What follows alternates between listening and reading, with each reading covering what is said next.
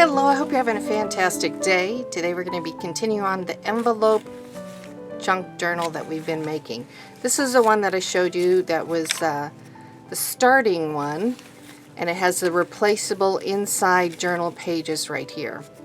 This page is the page that we made last time. I'll put a link above if you haven't made it or seen it yet, and then you can connect up with that if you'd like. Here's some other samples of ones that I made. This one, they're not necessarily complete. I haven't done all, if I wanted any little extra things on it, but they're the basis. So that has a little button that I used as my little flipping point. Here's a Christmas one. I just used a little circle cutout. This one is sweet. I used a butterfly for my little flipper. And this is the Heidi Swap paper, nice and bright and colorful, and that little cutie thing came in the paper pad. And then here's another one with a little butterfly. So now what we're going to be working on, I'm going to talk about these inside pages here, and we're going to work on this page right here. So first of all, with these pages right here, you want to kind of keep them simple. These are the ones that are going to be replaceable. If you do too much decorating or foo-fooing them up, whoever has it might feel uncomfortable actually using it. They might feel like they're destroying a piece of art. So, like maybe put a little clip at the top. I have like a few little stamp marks, but nothing that's going to take away from the feeling that they can write on it. So there's another little stamp. So just very simple, but just adding a little bit of something. So all this is just glued on or stapled on. Once you have those all together, we're going to be working on this page. And this page has a flip up and a flip down with a little belly band in the middle that we're going to be putting pieces in. So let's go ahead and start that. This is the book that I'm going to be working on today. So I'm going to select images, paper that kind of go with the flow of this book, and you want to go to the back piece of cardstock there, your card. The card that we've been working on is a 5x7 size. So I'm going to cut a piece of paper that's just a little bit smaller. So I'll cut it like 4 3/4 by 6 3/4. Here's my piece here. It's just a normal little piece of music paper. Now as you're laying your piece down, the thing that's most important that you want to watch out for is that your paper doesn't get caught in the hinge right here. So I might even just cut mine just a smidgen smaller, because that's really important, because otherwise it gets in the way of turning the page, and this page can buckle up. So just depending on how you bound your book will determine of how close it is to the middle. So just use your eyeball and then just make sure you have just enough room so that it's comfortable to turn. Okay, I feel better about that. So what I'm going to do now, go ahead and take your paper, figure out what side you want it on. I like that side better. And then glue the back side and place it down on your page.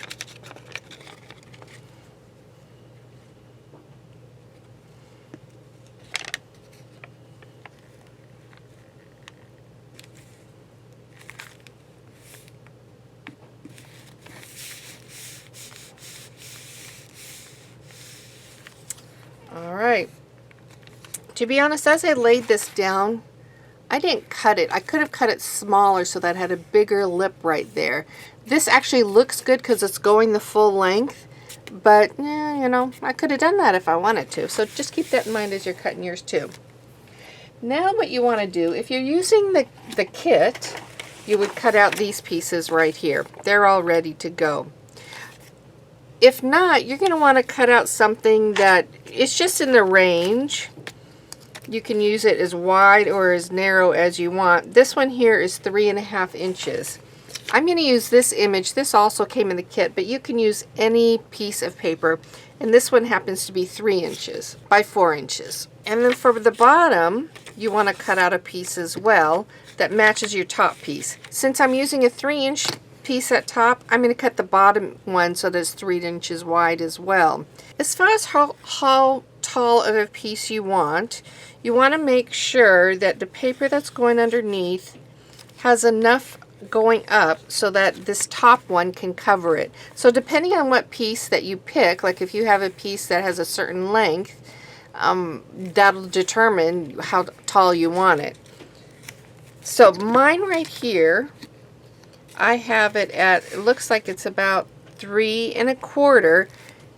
Now on top of that, what I recommend doing is adding another 1/2 inch at the bottom so that you can flip it under. If you don't add a 1/2 inch, don't worry. All you need to do is make an extra hinge that you're able to glue on and create a hinge so that it can open and close. I'm actually going to be using this hinge here at the top. So let's start that and you can see. So this hinge here is 1 inch wide and by 3 inches, the same distance as my piece right here. So that's what you're going to do for your piece. Go ahead and glue, and then I like gluing my top piece.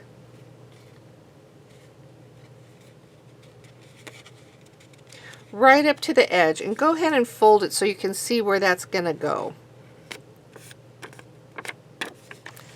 Then the bottom part, place glue on the back and place it right at the top of your page. I'm going to go down like 1/4 inch from the top.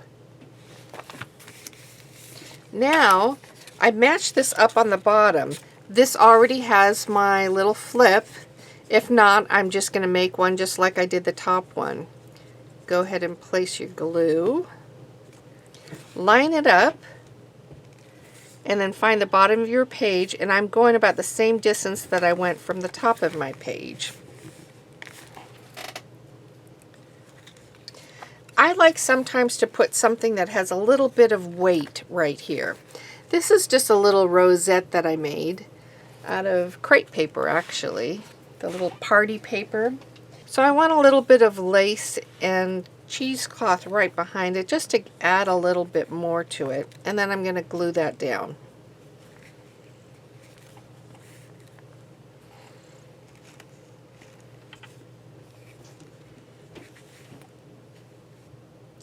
The next thing we're going to work on is the belly band and the inside. It's going to be a band that goes from here to here. Now, if you don't like just this plain look of your paper, you can cut out like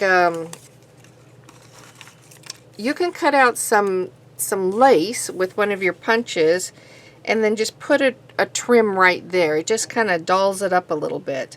So you want to keep that in mind though with the belly band that you're using. So you might want to put the belly band in first before you add this. So it's just a matter of preference.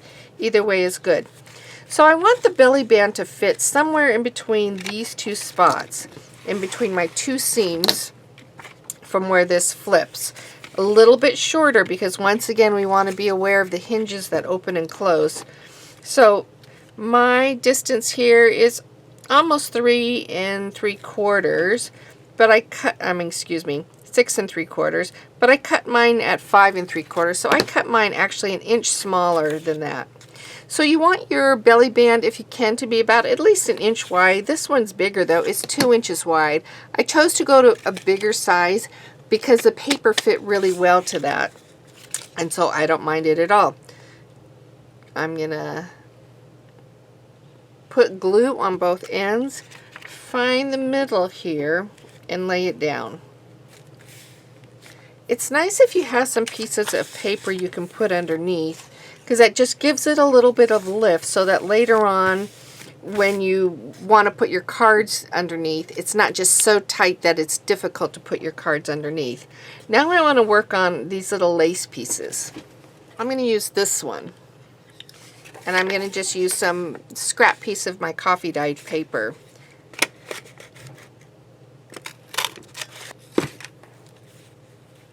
And that'll go there like that.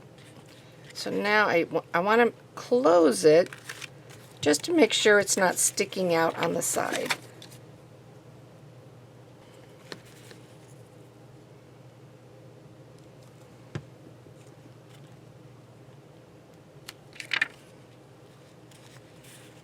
Okay, so there those are. If you don't have a punch that you want to use, you can also grab your doily, just a little doily, cut off a small section and then place it over there. Like, well, let me show you.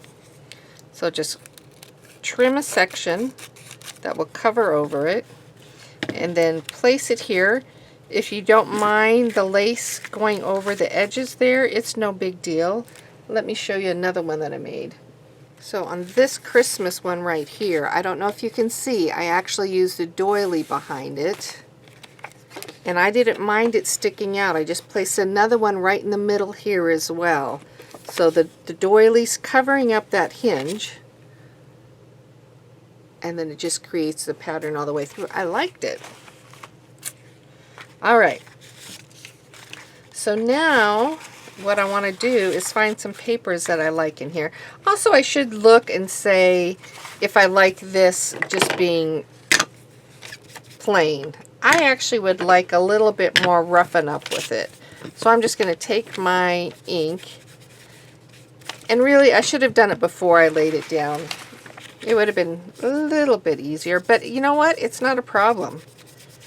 Nothing is a problem. Okay.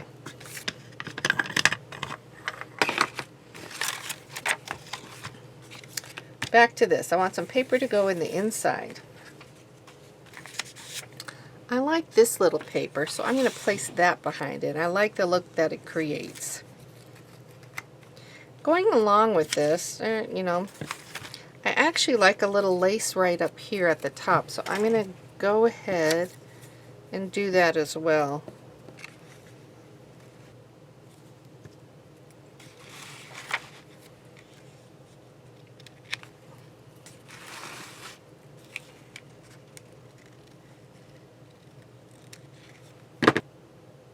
So now in the original, I should show you, I did an extra little thing which was purely decorative.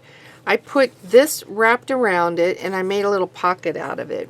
You can do that. This does not open, but I did make it so that a little piece could slide out of there.